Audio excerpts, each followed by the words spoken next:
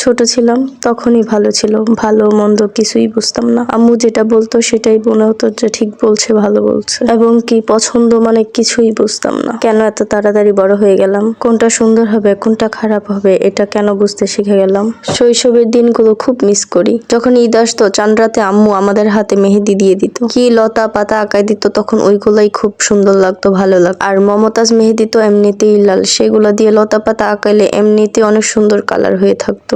আজ খুব ইচ্ছে করতেছিল আম্মুর হাতে মেহেদি দিই, তাই আমি বসে গিয়েছিলাম আম্মুর হাতে মেহেদি দিব। এর মধ্যে আমার ছোট আম্মু এসে বলতেছে, দাও আমি এক হাতে দিয়ে দেই আর নানু তোমার হাতে এক হাতে দিয়ে দিক। আমি বলতেছি আচ্ছা ঠিক আছে। মাশাআল্লাহ, ভিডিওতে দেখতেই তো পারছেন কিভাবে সুন্দর করে আমার হাতে মেহেদি দিয়েছে এই আমার ছোট আম্মুটা। তারপর আবার বসে গেলাম আমার আম্মুর কাছে। পরে আম্মু সেম ওর মতো মেহেদি দিতেছে বলতেছে দেখো নানু আমাকে কপি করতেছে। এই বলে ছোট আম্মু আম্মুকে খেপাচ্ছিল।